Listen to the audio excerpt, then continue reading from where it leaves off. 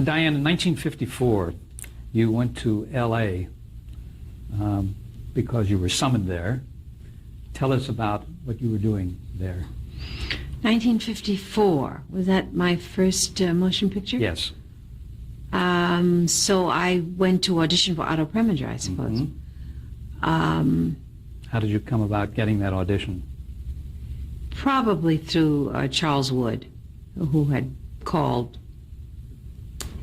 And I thought the idea of my auditioning for Carmen Jones was ridiculous. And I told him so. What I didn't understand, and it took a while for me to, he said, it doesn't matter, do it anyway. What he wanted was, he wanted Otto to see me. And I was a girl, and I hadn't had really that much worldly experience.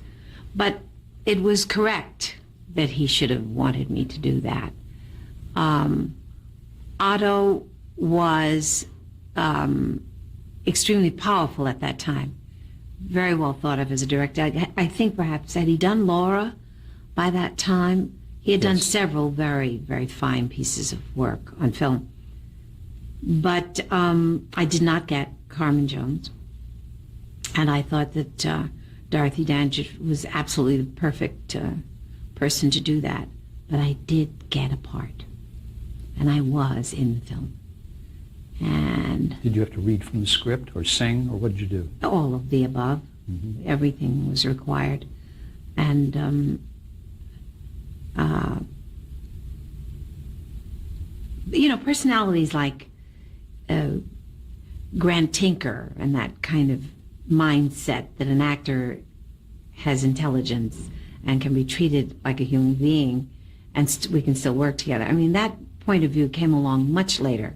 That was not a part of the period of time that gave us Otto Preminger or Sam Goldwyn, or that was really, I am, and you're what I'll tell you to be. I mean, you the actor, you will be, you will live, you will think as I tell you to do, because you're just an actor. What do you know? And they were running a business, and most actors at that time didn't understand the word business. We only understood, you know, we were show dogs, and that's the way, art. We were treated, and not even as artists sometimes. But the audition was quite extensive, and the working on the film was, once again, I was very fortunate. I mean, it was Harry Belafonte, Carmen Jones played by Dorothy Dandridge. The cast was incredible. Pearl Bailey. And watching Otto, and Otto really, he named me, what was the name he gave me? Something string bean. I probably weighed absolutely nothing. And he allowed me to stand behind him at first, and then eventually he'd say to me, come closer, come closer. And I watched the way he observed the scene and what it was that disturbed him and how he went about correcting it and getting what he wanted from his actors. Very often I thought, God, is this a cruel man? But I mentioned to you earlier that it was very important that I came from a strict home, because all of this domineering, it didn't frighten me. And it was very important, because fear, as you know, there's not too much information that can get through fear. And I was not afraid. I was not afraid of Otto. I was not afraid of Sam Goldwyn. I just wanted to know, what are they trying to say? What is it that all that loud noise is to make me afraid? And if you can live in the house with my father, if my father raised everybody who wanted to be in show business, they would all come to these men and ask them, why are you yelling? I've heard the master of someone who can put the fear of God in you. I was raised by this man, so don't even bother. I mean, you're just really... So, because that was considered a good parent. That was considered, you had to be strict and you had to be dogmatic, and I run it, you know, So I learned a great deal from working with Otto Preminger on that film. There were other people in the cast who probably were afraid of him, though, weren't they? Yes, and that's what I'm trying to say to you, that I think having that kind of upbringing was, in many ways, it limited me. I was not as experimental in life, with life experiences as I may have been.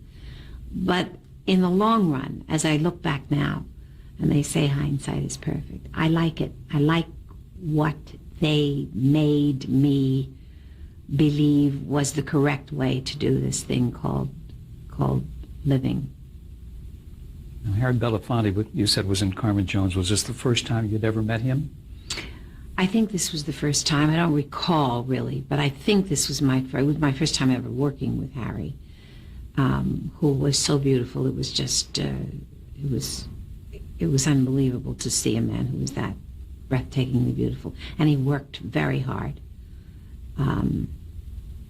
And so did she. Dorothy was very much to herself. Always, I've just read a book about her life, and I understand now why she was so aloof and alone. Anyway. Well, Carmen Jones was a landmark film because it featured an all-black cast, like one of the first films other than, I guess, the Oscar Michaud films that he used to do. But it was an all-black cast.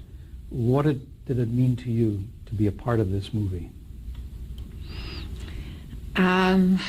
I was very well aware that all black cast films were done very seldom. I was excited to be a part of it. I knew that it did not mean that I had a film career. It was becoming obvious to me that there was something about money and selling that was separate from art. And there was something about the black experience in America that no one wanted to film. We didn't have a face. Blacks at that time really did not have a face, except the face that was presented by current events, which was not a part of the trivia of the entertainment industry of that time. And slowly I began to understand that to think that you were going to become a part of an industry that was basically trivial, and what they were selling was trivial, and that what you came from had a different kind of substance and was not dealt with, that perhaps you were not going to penetrate that arena of mass exposure. How was Carmen received by the public, by the press, and in particular the African American community? It was a very, very complicated and very diverse sort of response to Carmen. There were people who felt that Carmen was the same character that they'd seen black women play too often. There were others who were able to say that this job of work that Dorothy did was magnificent and separated the content from her artistry. It was it didn't create the danger that A Porgy and Bess created later. It was more easily accepted transition from Carmen, Bizet's Carmen, into Carmen Jones. It was an easier transition for the European mind as well as for the white American mind. It was an extremely successful film. And was it received well in Hollywood?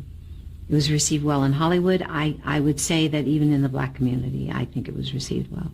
Do you think there were more black roles for black actors after that? Absolutely not. No. The door was still closed. Always. And you knew that. You knew that when you were working on the film.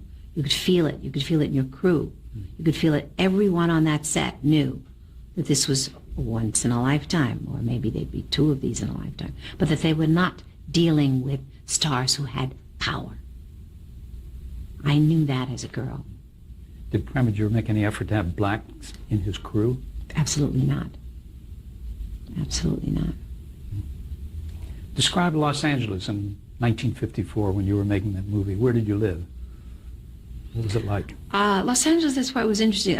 I think I'd like to say here that later, as we gained power, we became, all of us, all ethnics, became aware of integrating the crew, integrating what went on behind the camera, the wardrobe department, so on and so forth. And we began to do that. I remember when I started, and Ricardo Montalban, and a lot of other people. Now, I'm sorry, back to Los Angeles. Los Angeles, yeah. What was it like then? It was strange. It was, I lived right down the street. I lived on Sunset Boulevard, a place called Chateau Marmont. So many actors lived. And it was like a dormitory for young hopefuls who came to Hollywood. There were a couple of those in town. And they were not segregated in any way. There was usually a meeting place, a cafeteria, or something downstairs where you saw everyone. I remember the first time I saw Sammy Davis Jr. And he walked into this cafe where everyone had tuna fish sandwiches and roast beef sandwiches, and he said, "Wine! Wine for all my friends!" And we all knew we were in the company of a wonderful madman. But I had a good time during that period of time. It was open and wild and seductive. The palm trees. I was born in the Bronx, let's not forget. And the weather, and being on my own, and living in this, because I never went away to have a college experience, so this was my college experience, living in a dorm here on Sunset Boulevard. And I don't remember about transportation. How young was I? Was I driving? I was probably driving. And knowing me, I probably got a convertible, rented a convertible. It was just filled with all those silly young dreams being realized, and working with someone like Otto who liked young people. I don't know if it had anything to do with the fact that I was female, but I do know that we developed a friendship from there. Do you think it had anything to do with the fact that she was female?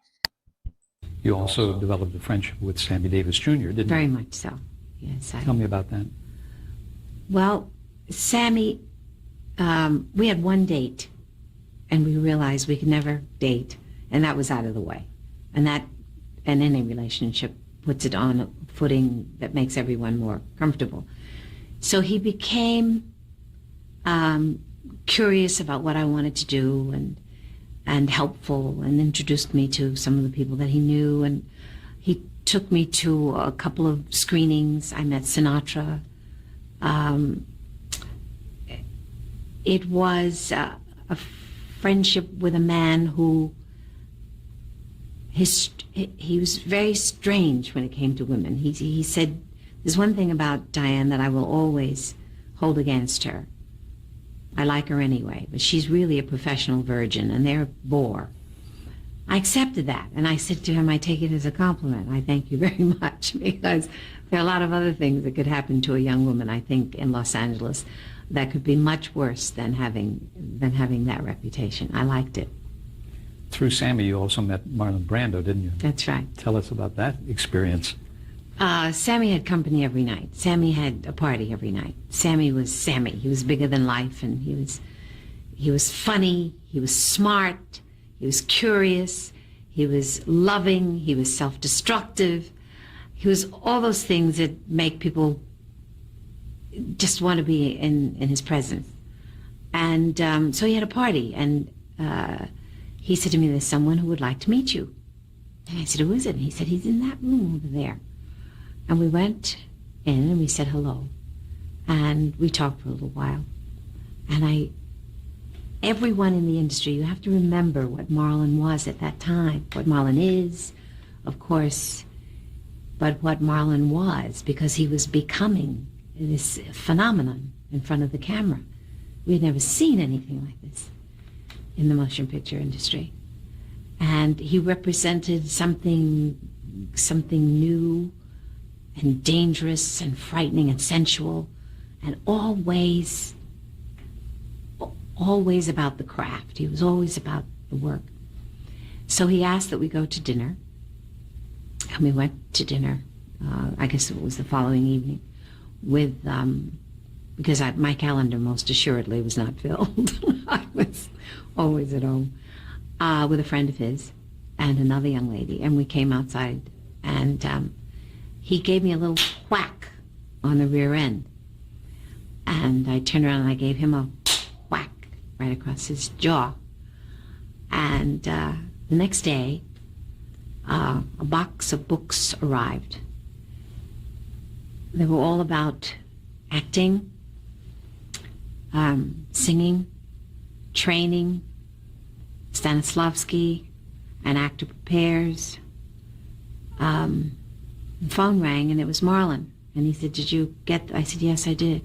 And he said, "I would like it very much if you would catch the next plane, get out of this town, go back to New York, and concentrate on your work, and take those books with you." And that was very good advice. And you took his advice. Yes, I did. How did your experiences in Los Angeles, however, affect your career goals? I mean, did you get an interest in movies? Want to become a serious motion picture actress? No. No, I never saw a future in film. Because to not work, even now, to not work is very threatening to me. I'm not comfortable with that.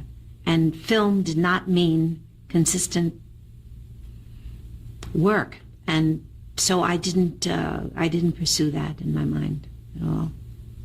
Did you take Marlon's advice? Did you go back to New York and study acting? Absolutely. Who did you study with? I studied with anyone who would let me in, including the Actor Studio. Studied with Lee Strasberg. And I studied with so many people I don't remember all of the names. But it was the place to be. New York was the place to be, and I took advantage of every aspect of that. In the comments, do you think she made a good decision leaving LA and going back to New York? So that helped you then to get to the point of House of Flowers, which we should talk about now. And what was your role in that, Ottilie? When I was here, during Carmen Jones, I had a friendship with a very talented young woman who played the ingenue in Carmen Jones. Her name was Olga James. And she told me constantly about wanting to go back to New York because she was going to do a play called House of Flowers. And during that time, these are strange little moments that happen in business. It can be show business, any kind of business. And near the end of the film, I received a wire from Chuck Wood. And the wire said, "Come home immediately because you must audition for Truman Capote for House of Flowers."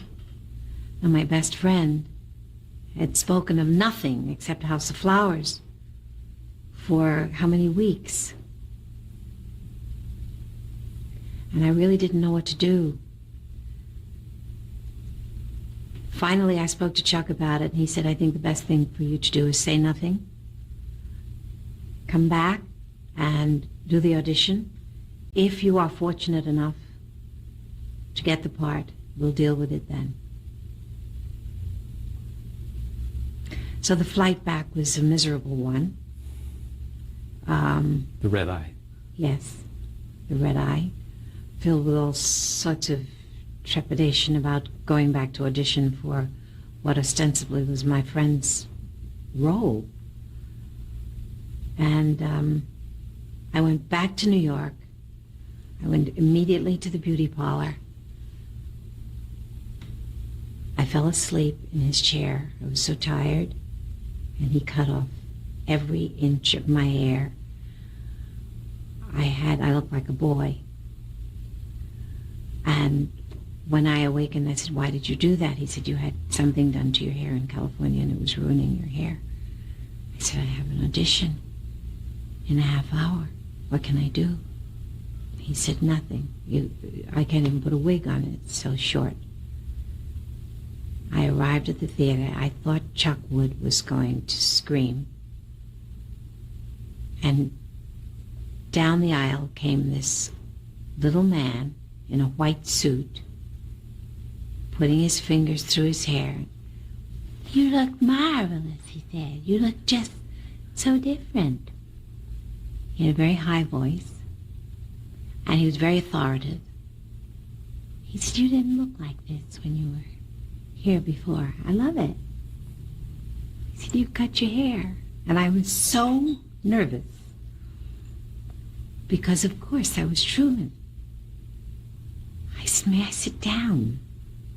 He said, "Of course." I sat on the edge of the stage with my legs hanging over the edge of the stage so that I could breathe, because I was in the presence of Truman Capote. I think I had just read The Grass Harp. And he said, "Sing anything you want. Sing anything you want to sing. You don't need the piano. Just sing anything you want to sing." And I don't remember what I sang, but I know I sang. And he just sort of stood there and looked at me, and he said, "Take your shoes off." And I walked around, and he spoke to St. Suber. He spoke to Harold Arlen for a few minutes, and he said, "I think you're going to be our Ottilie. I think you're our Ottilie." And I don't perspire. I rarely perspire. But I was, I think, cold perspiration. I mean, it was, everyone knew the Truman Capote, Harold Arlen, produced by St. Suber, choreography by Balanchine, directed by Peter Brook.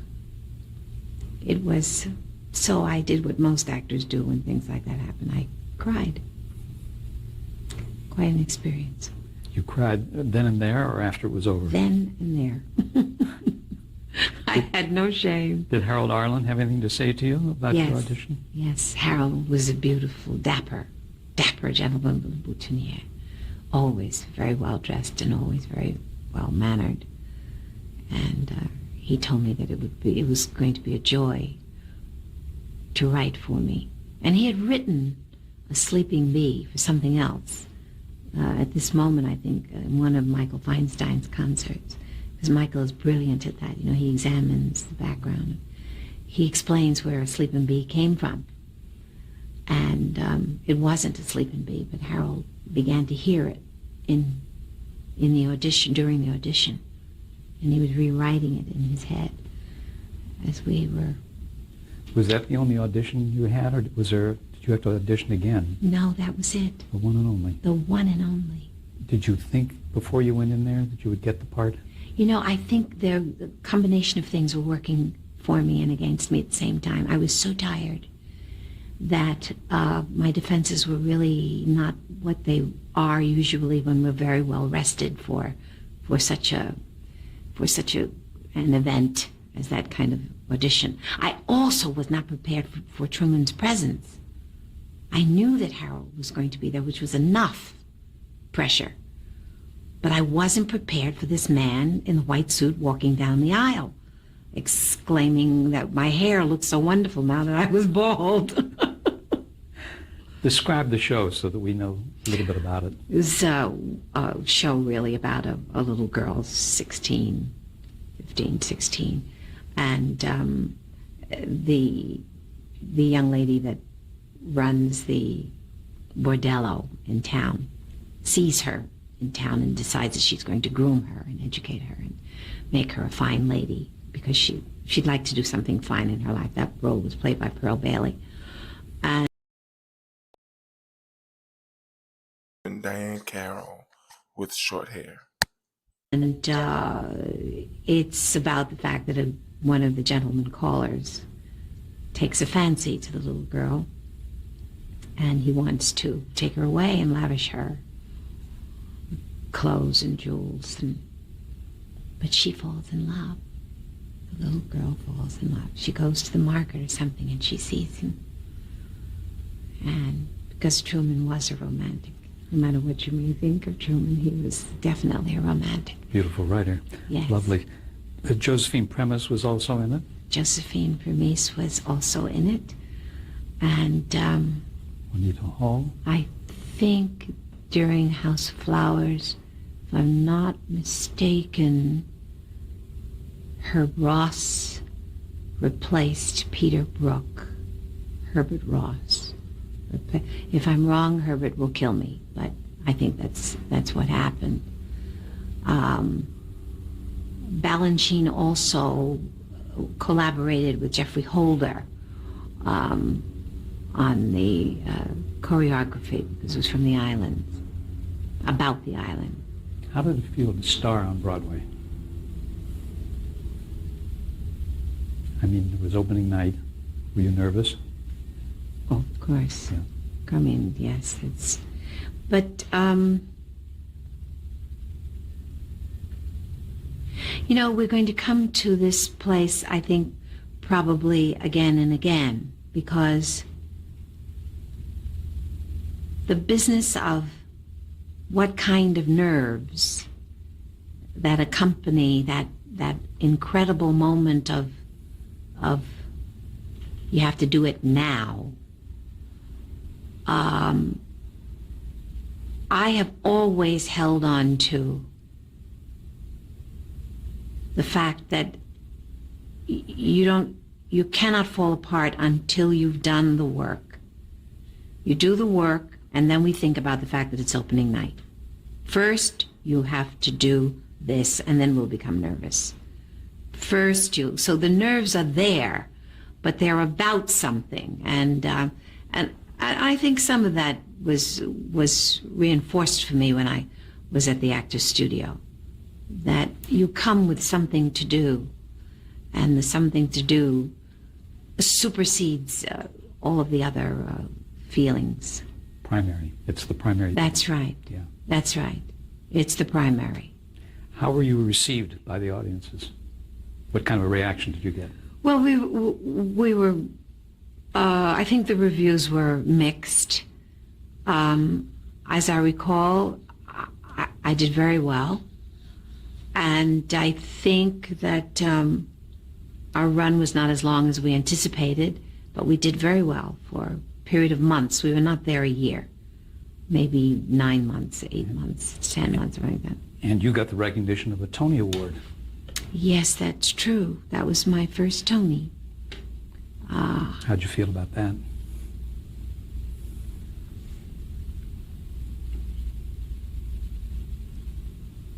To be recognized like that is, at that early age, the first time you're out of the...